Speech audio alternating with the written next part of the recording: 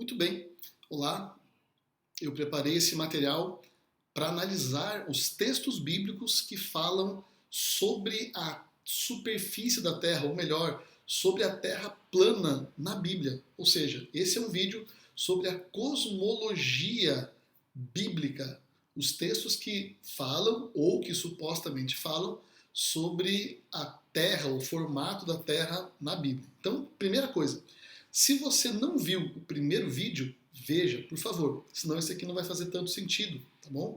No primeiro vídeo eu fiz uma introdução. Eu disse ali por que eu falaria, o que eu falaria, o que eu não falaria. Fiz uma revisão rápida ali de alguns outros vídeos. Expliquei por que eu resolvi gravar esse vídeo, tá bom? Então, se você não viu, corre lá. Outra coisa, eu li todos os textos bíblicos que falam sobre o assunto da cosmologia. Essa lista você pode encontrar aqui embaixo na descrição do vídeo, tá bom? Agora, eu não, já disse no primeiro vídeo e vou falar de novo, eu não sou dono da razão, eu não sei de tudo, certo? Então, se eu pulei algum texto bíblico relevante sobre o assunto, coloque nos comentários e quem sabe a gente pode fazer até um novo vídeo sobre esse assunto, tá bom? Então, relembrando a perspectiva desse vídeo, é analisar todos os versos da Bíblia sobre o assunto da cosmologia, tá bom? Lembrando que eu não vou ler aqui no vídeo um por um, tá bom? A proposta desse vídeo é analisar alguns exemplos de textos, repito, eu li tudo, certo? Mas não vou ler aqui no vídeo todos, é uma questão de tempo. Mas eu dividi, então, aliás, esses textos podem ser divididos em textos introdutórios, textos que falam que a Terra não se move, textos sobre os limites da Terra, os cantos da Terra, a face da Terra. Por que face da Terra? Porque os terraplanistas dizem que o fato de a Bíblia falar da face da Terra quer dizer que a Terra então é plana e tem que ter uma face, né? E face da Terra só faria sentido diante de uma Terra plana. Então, o que mais? Lugares altos, o movimento do Sol e anomalias do Sol, tá bom? Então, vamos dar sequência ao nosso tema, ler esses versos aí. Vamos lá. Primeiro verso, um verso clássico, né? Diz assim: Ele se assenta no seu trono, acima da cúpula da terra, cujos habitantes são pequenos como gafanhotos.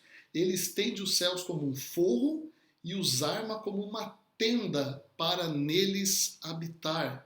Então, eu peguei essa imagem aqui, né? Dei um print de um vídeo que eu posso colocar também na descrição aqui embaixo. Aliás, vai estar aqui embaixo, um vídeo bem feito, né? Mas qual que é o problema desse vídeo e das pessoas que dizem que a Terra é plana com base nesse texto? Gente, esse texto não está falando de cosmologia, certo? Então, olha só, aí o que acontece? As pessoas dizem assim, então veja, tem lá a Terra, né? Os céus estendidos como cortinas, aí a cúpula, aqui está vendo pelo mouse, né? A cúpula ou domo da Terra, e logo em cima, então, o trono de Deus, onde ele se assenta. Então vamos lá.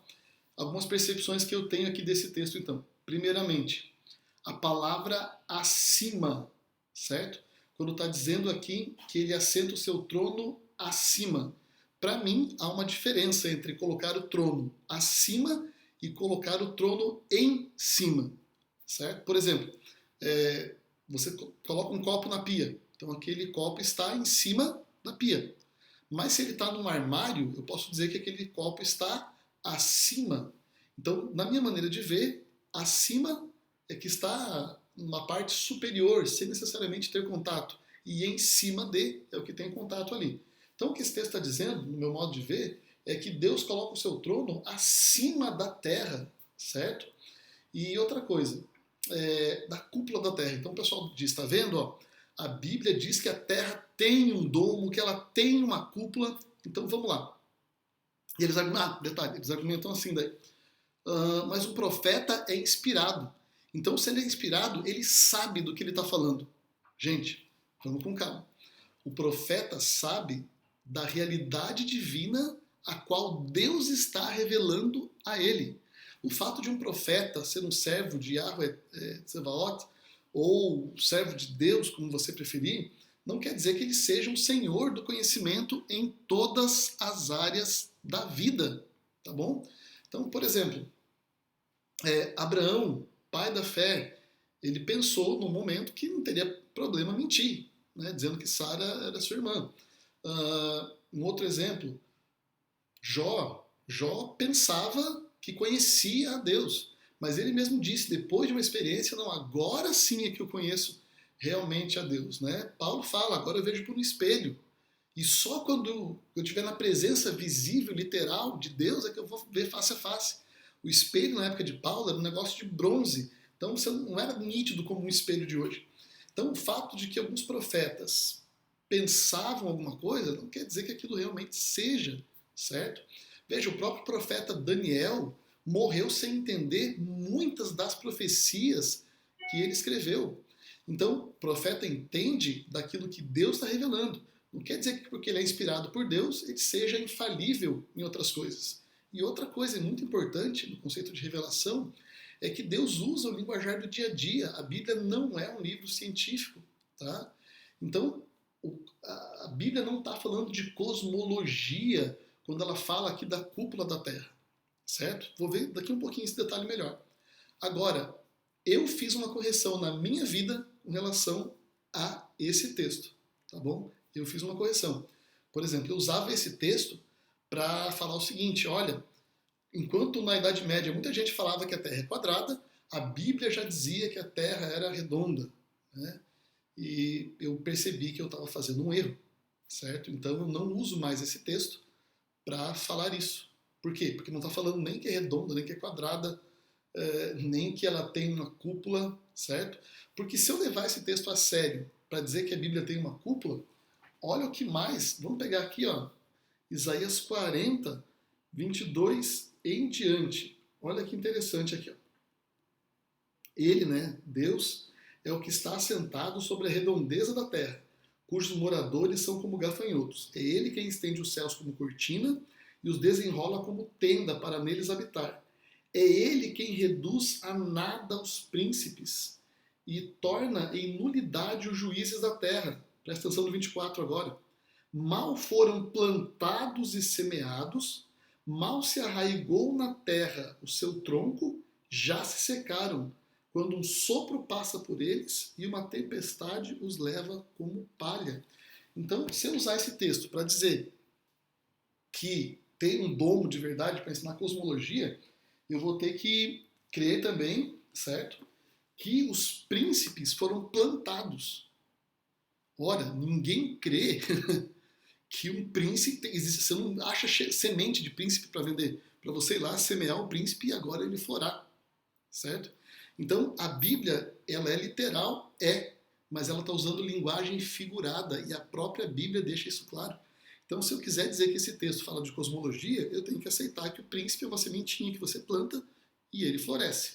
Outra coisa, quando a Bíblia fala, por exemplo, que enganoso é o coração, a Bíblia não está falando de fisiologia, ok? Então, o que acontece? Se eu digo assim, ó, enganoso é o coração. Muita gente na época da Bíblia também acreditava que os pensamentos vinham ou do coração ou do próprio ventre. Certo? Então, se eu usar Isaías 40, 22 para dizer que a Terra tem uma cúpula, então também tenho que usar o texto que enganoso é o coração para ensinar fisiologia e para ensinar que nossos pensamentos vêm do coração. Hoje a gente sabe que os pensamentos vêm da mente, mas o texto que fala que enganoso é o coração quer dizer para eu não confiar nas minhas próprias palavras, na minha própria sabedoria. É isso que o texto está dizendo.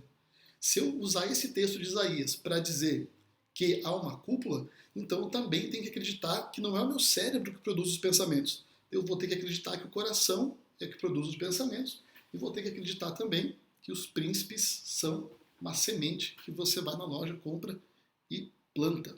Tá bom? Então vamos lá. Textos introdutórios. Quando ele estabeleceu os céus, eu estava lá. Quando traçou o horizonte sobre a superfície do abismo. Então, olha que interessante aqui, né? Provérbios capítulo 8, 27.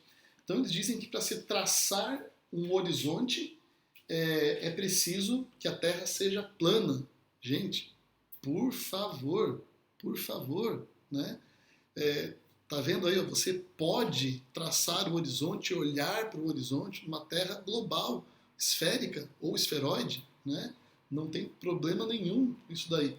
E Deus não está falando de cosmologia, Deus está falando de sabedoria, tá bom? Vamos pegar aqui, ó, voltar para o slide. Então, olha só. Então, eu teria que criar uma coisa mais ou menos nisso aí, né? Que estabeleceu os céus e traçou o horizonte. Então, vamos lá. Provérbios, capítulo 8, verso 27. Agora, olha que interessante aqui, ó. Verso 28, né? Quando firmava as nuvens de cima, quando estabelecia as fontes do abismo, quando fixava no mar o seu limite, para que as águas não transpassassem os seus limites, quando compunha os fundamentos da terra. Gente, esse capítulo ele fala sobre a sabedoria de Deus. Então, uma linguagem figurada, poética, para dizer, olha, antes que a terra estivesse pronta, a sabedoria estava com Deus. É isso que o texto está dizendo. Ele fala isso de uma maneira bonita, poética aqui e tal. Então, se eu quiser crer nisso, isso aqui está falando de terra plana, eu vou ter que crer no absurdo de que a terra tem colunas ali, tá? E essas colunas estão apoiadas aonde? A gente começa a entrar numa coisa que não faz o menor sentido, beleza? Vamos lá. Jó traça o horizonte sobre a superfície das águas para servir de limite entre a luz e as trevas. Ora, para quem crê no globalismo ou na Terra esférica, não tem problema nenhum você traçar o horizonte, né? Não tem dificuldade nenhuma, certo? Para limitar a luz e as trevas. Então o horizonte não limita a água, ele limita a luz e as trevas. E é claro, num planeta esférico, perfeito, você pode olhar para o horizonte e do ponto de vista do referencial de quem está olhando, realmente é o horizonte que traz ali o limite entre a luz e as trevas. Então vamos lá. Grupo de textos que fala que a Terra não se move. Não vou ler todos, escolhi apenas alguns. Ele firmou a terra sobre os seus fundamentos para que jamais se abale. Tremam diante dele todas as nações. Firmou o mundo e não se abalará. Gente, por favor, o fato de algo ser firme não quer dizer que não se movimente. Por exemplo, você tem carros que são firmes, você anda com ele na estrada de chão, na estrada de asfalto, e ele é firmão. Tem carro que chacoalha um monte.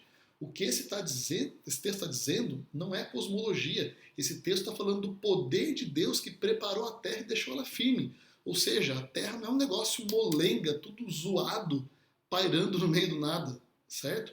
Não, a terra é firme, ok? E se você já pulou aí na terra, você viu que realmente ela é firme. Ser firme não quer dizer imóvel, tá bom? Então quem usa esses textos aí não compreendeu o que a Bíblia está dizendo. O firmar está em contraste com abalar. Quem está firmado em Deus não se abala. Veja, nós temos a nossa fé firmada em Deus. Não quer dizer que é uma fé imóvel, que eu sou imóvel porque eu estou firmado em Deus. Não, eu estou firme, eu tenho firmeza, ok? Então vamos lá, é isso que o texto está dizendo, que a terra não é uma coisa que se abala, certo? Esse é o contraste estabelecido por essa figura de linguagem. Outro grupo de textos, esse aqui é curioso, os textos que falam do limite da terra. Então o que o pessoal diz? Não, olha só, como o teu nome, ó Deus, o teu louvor alcança os confins da terra. Então olha só, eles dizem que porque a Bíblia fala de um limite da terra, de um fim, ou de um confim da terra, certo? Então, a terra é plana, porque ela tem um limite. Mas, gente, faz favor, até hoje a gente usa essa expressão, lá no fim do mundo, lá não sei aonde, tá? Então, quando a Bíblia fala, com o teu louvor alcança o confim da terra, ela não está falando de cosmologia, ela não está falando de uma terra plana que tem um fim. E outra, Gente, uma terra global, ela também tem um fim. Ela também tem um limite. Não é porque eu uso a expressão fim da terra ou confim da terra que eu creio que a terra é plana, certo? Então, quando a Bíblia fala dos confins da terra, ela está dizendo, por exemplo, que o louvor de Deus alcança toda a terra, até os lugares mais distantes da terra. Olha o outro salmo. Ele traz as nuvens desde os confins da terra. Quer dizer, as nuvens estão aí, vêm dos lugares mais distantes da terra. Veja bem, será que Chitãozinho e Chororó, quando cantavam lá do rancho fundo, bem para lá do fim do mundo, né? Ou bem para lá do confim da terra, será que por causa disso, será que eles usaram essa expressão e por isso eles são terraplanistas? Não. É só uma figura de linguagem que, por sinal, é usada até hoje. Olha só. Quem subiu aos céus e desceu? Quem ajuntou nas mãos os ventos? Quem embrulhou as suas águas em sua capa? Quem fixou todos os limites da terra? Então, gente, se eu acreditar que esse texto está falando de terra, literalmente, de terraplanismo, eu tenho que dizer, então, que tem uma capa e que essa água... peguei uma capa, um tecido aí, né, tipo essas de super-herói, de um tecido impermeável, e amarrei, juntei ali, né, e fiz um depósito e coloquei ali. Gente, é linguagem figurada e o texto deixa isso bem claro. Ele levanta uma bandeira convocando uma nação distante que assobia para um povo dos confins da terra, de um povo longe, distante, lá do outro lado. Não está falando nada aqui de confim da terra, né? Olha só esse aqui. Ao som do seu trovão, as águas do céu rugem e formam-se nuvens desde os confins da terra. Ele faz os relâmpagos para a chuva e dos seus depósitos faz sair o vento. Gente, isso aqui é linguagem claramente figurada, certo? Senão eu vou ter que crer, por exemplo, que existe um depósito para o vento. Vamos lembrar da nossa saudosa presidenta aí, né? Entre um dos seus discursos extraordinários, né, que ela falou ali de estocar o vento. Se eu crer que esse verso está falando de uma terra plana, eu também tenho que crer que tem um depósito de vento, né? E aí aquela fala da nossa presidenta chega até a fazer sentido, né? Vamos lá. Textos bíblicos que tratam dos cantos da terra. Então olha só, Apocalipse, aliás, primeiro deles, Isaías 11, verso 12. Ele erguerá uma bandeira para as nações, a fim de reunir os exilados de Israel, e ajuntará o povo disperso de Judá, desde os 4 cantos da terra. Gente, para começo de conversa, desde quando um prato, um disco, tem 4 cantos? Ah, não, mas daí você faz aqui, ó, passa um risco. Então, gente, mas espera aí, né? Da mesma forma que de maneira didática, imaginária, eu posso dividir a Terra em 4 cantos, eu posso dividir a Terra em vários pedaços ou cantos também. É só a gente pegar aí latitude, longitude, e a gente também divide o globo em 4 cantos, não tem problema. Só que não é disso que o texto está falando. O texto está falando de que ele vai reunir os exilados, ou seja, as pessoas de Israel que foram espalhados dos 4 cantos da terra, ou seja, não importa se eles foram para norte, sul, leste, oeste, Deus vai reunir esse povo. Tá? O texto não está falando, mais uma vez, de terra plana. Outro texto clássico, né? Depois disso vi 4 anjos de pé nos 4 cantos da terra, retendo os 4 ventos para impedir que qualquer vento soprasse na terra, no mar ou em qualquer árvore. Anjos nos 4 cantos da terra, simbolizando essa ideia de totalidade da terra. Norte, sul, leste, oeste, de todos os lados.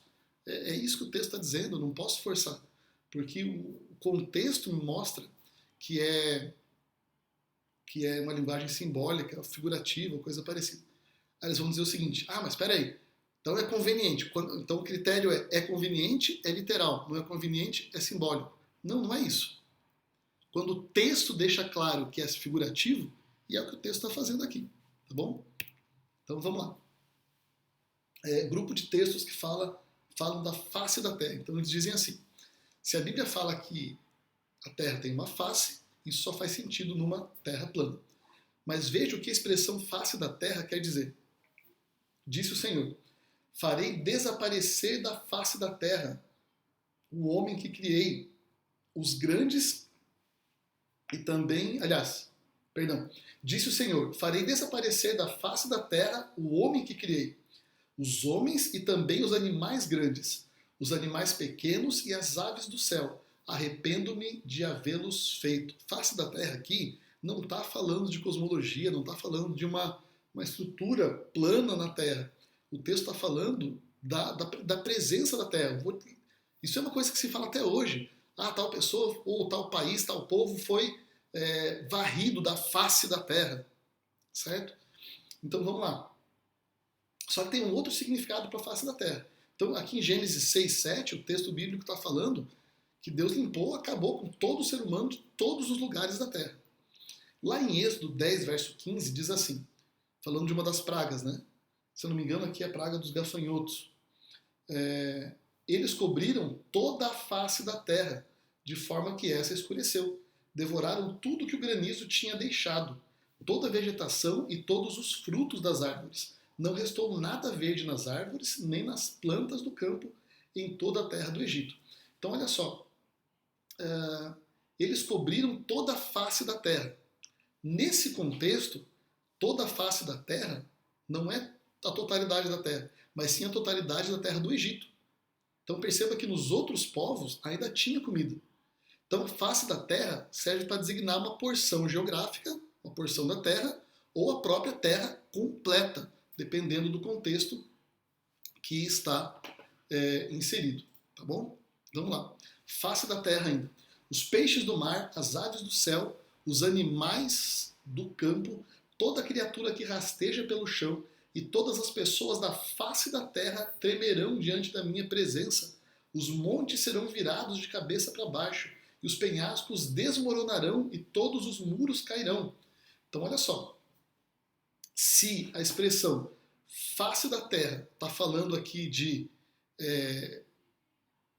dessa questão da plana, do físico da terra, né? Então eu também tenho que acreditar que Deus ia pegar as montanhas e botar de cabeça para baixo. Tipo uma estalactite, né? Estalagmite é aquela que vem de baixo para cima, né? Na caverna. Estalactite é que vem de cima para baixo. Ou o contrário, mas enfim. Então, o que o texto está dizendo aqui não é que Deus vai pegar uma montanha e virar ela de cabeça para baixo para ficar tipo de uma caverna. Não, não é isso. Está dizendo aqui que Deus vai trazer juízo, que Deus vai se manifestar. Então, também não quer dizer que as pessoas vão olhar para Deus e vão ficar tremendo, tipo como se tivesse Parkinson. Não.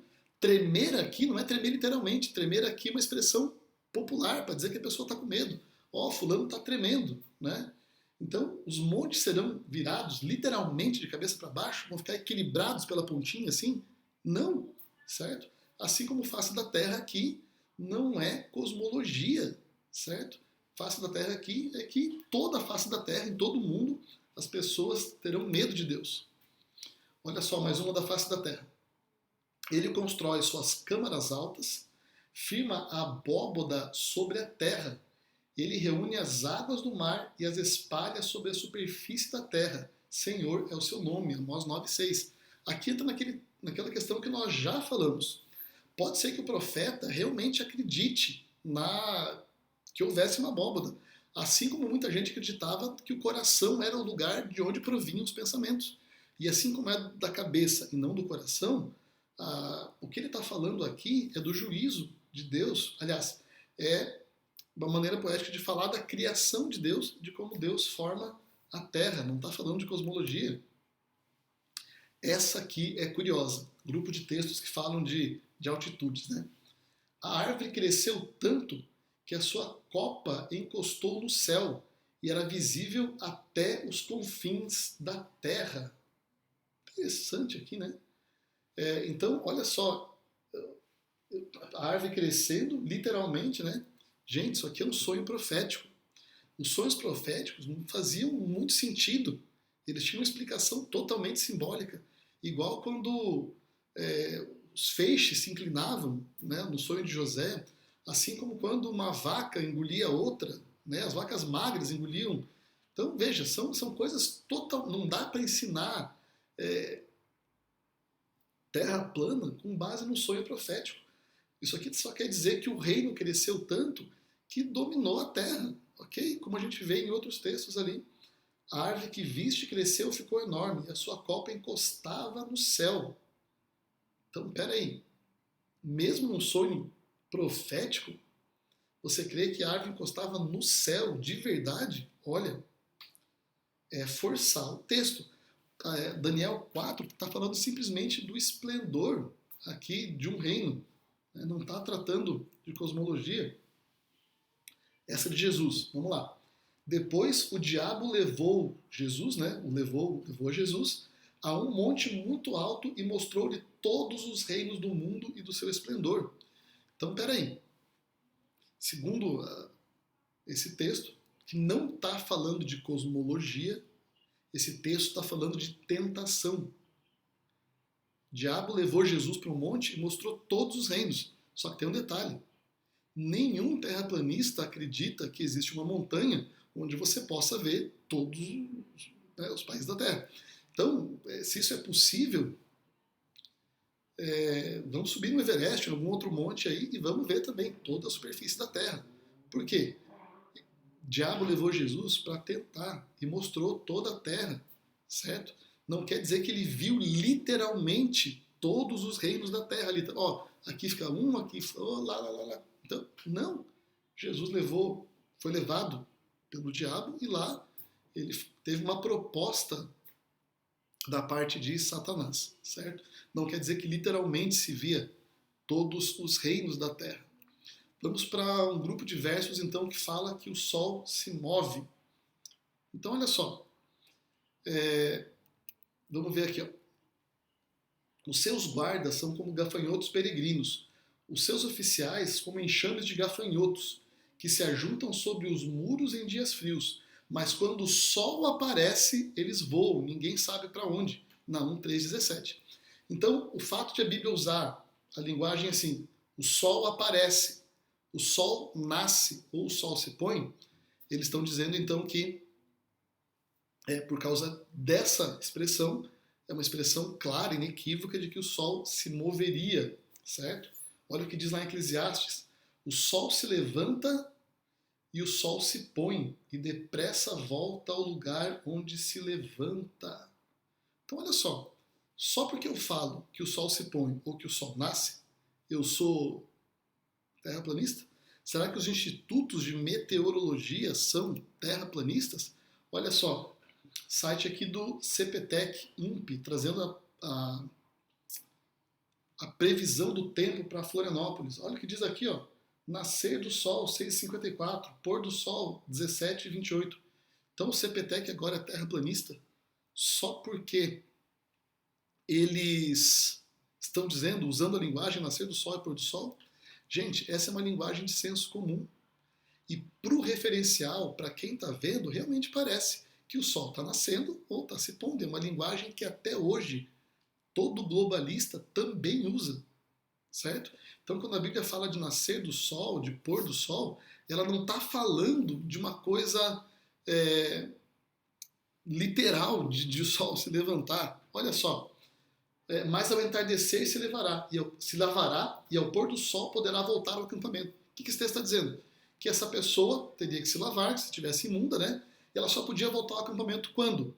Quando tivesse escuro. Só que a Bíblia fala pôr do sol, como a gente fala hoje.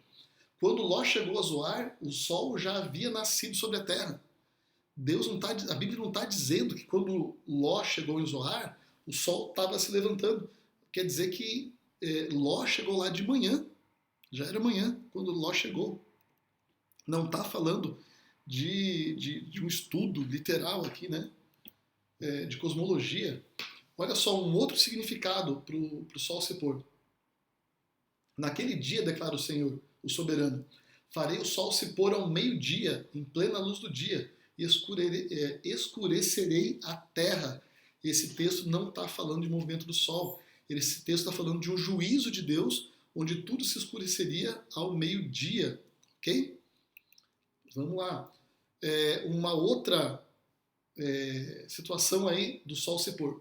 O meu sol nunca se porá, e a sua lua nunca desaparecerá, porque o Senhor dará a sua luz, e para sempre os seus dias não terão fim. Deus está falando de esperança, de uma nova terra, não que o sol literalmente não vai mais se pôr. Se eu acreditar que esse texto fala que o sol não vai mais se pôr, vai deixar de se movimentar, olha o que eu tenho que acreditar também. Nos versos que antecedem, né, esse texto. Não se ouvirá mais falar de violência em sua terra, nem de ruína e destruição dentro das suas fronteiras. Os seus muros você chamará salvação e as suas portas louvor. Então eu tenho que acreditar num muro. Esse muro chama-se salvação. Então é um muro que não é feito de pedra, é um muro que é feito de salvação. Você vai chamar a porta, o nome da porta vai ser louvor. Então você vai falar assim, ó, vamos entrar ali pelo louvor. Não, você vai entrar pela porta, certo? O sol não mais será a luz de dia e você não terá mais o brilho do luar, pois o Senhor será a sua luz para sempre e o seu Deus a sua glória. Quando o texto fala que o sol nunca vai se pôr ou nascer, nem a luz, por quê? Porque não precisa. A glória de Deus é uma promessa da presença da glória de Deus. Não está ensinando terra plana. Está dizendo que no futuro haverá um período onde a glória de Deus estará literalmente presente com a gente. Tá bom? Vamos lá. Vamos continuar aqui. Ó. Assim, agora sim. Eu havia me enganado antes. Agora sim. Uma outra, um outro uso da Bíblia das expressões nascer do sol, pôr do sol, como uma localização, uma região, uma direção geográfica, né?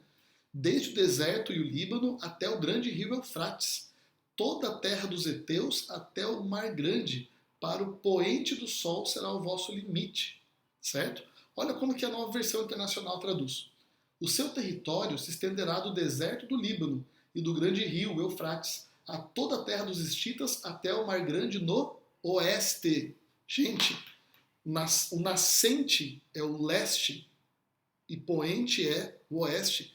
Então aqui não está falando de cosmologia, está falando de posição geográfica, que o território do povo de Israel vai até o oeste, certo? Do leste ao oeste, ou seja, em toda a extensão da terra. Tá bom? Vamos lá, olha esse daqui, ó. Os que se acamparem do lado oriental para o nascente. Olha como a nova versão traduz. A leste, os exércitos de Judá acamparão junto à sua bandeira, a leste. Enquanto Almeida diz assim, para o nascente, que é uma tradução mais literal. Nascente aqui não é o lugar de onde o sol sai. Nascente aqui é o lado leste do acampamento. Tá bom? Olha o que esse texto aqui de Salmos diz. Do nascente ao poente seja louvado o nome do Senhor. Não está dizendo para louvar o nome do Senhor do lugar que o sol nasce até onde ele se põe, não. Está dizendo assim, toda a terra, de leste a oeste, todo mundo louve o nome do Senhor. Não está falando nada de cosmologia. Outra coisa, há textos referentes, então, a possíveis anomalias do sol. Quem fala o sol e este não sai, e sela as estrelas. Então veja, aqui é uma linguagem poética para dizer o seguinte, Deus é aquele que se ele falar que não vai ter dia, não vai ter dia. O texto está falando do poder de Deus, não de cosmologia, certo? Então se ele fala o sol e este não sai, ou seja, se Deus quiser que fique escuro, vai ficar escuro, acabou, certo? E uma curiosidade, olha só, nos versos anteriores. Ele é quem remove os montes sem que saibam que ele na sua ira os transtorna, quem move a terra para fora do seu lugar, cujas colunas estremecem. Olha que interessante. Fala o sol e esse não sai. Mas aqui está dizendo também numa linguagem, eu não posso usar esse texto para dizer que a terra é móvel. Por quê? Porque esse texto não está falando de cosmologia. Mas acabei de achar um texto na Bíblia que fala que a terra se move sim. Né? E aí?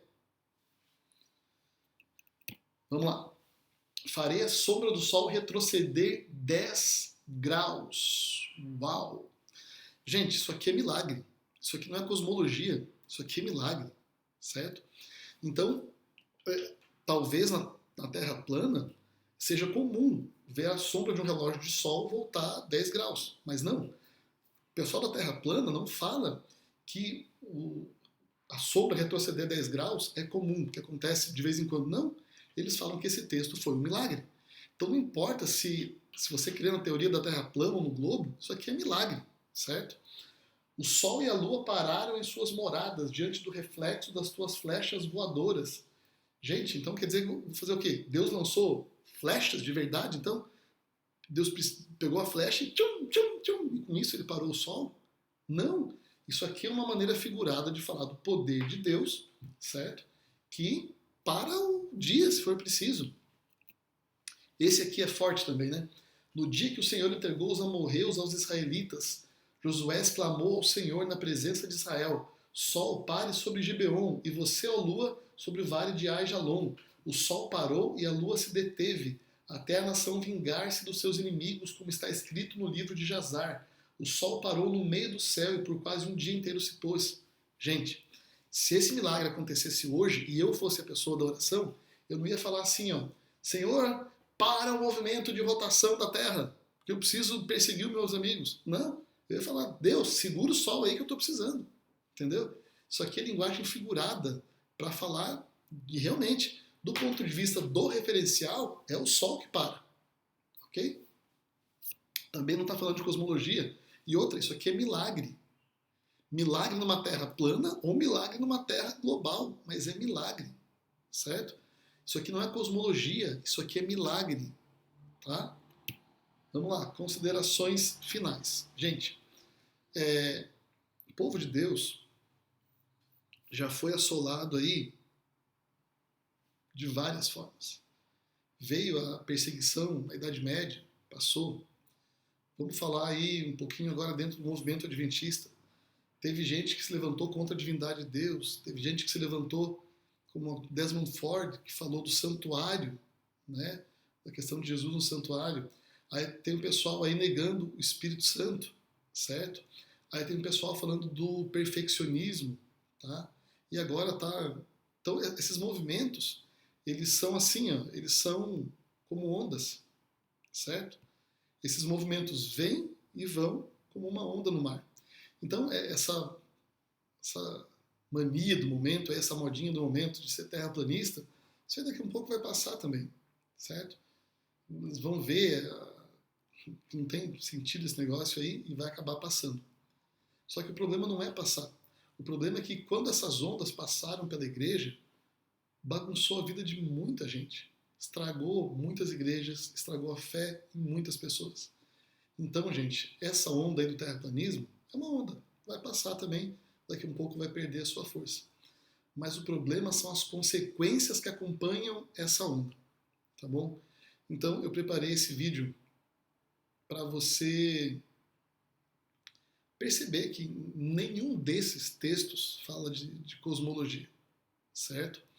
O único texto bíblico que a gente poderia citar aqui que realmente fala de cosmologia é Gênesis 1.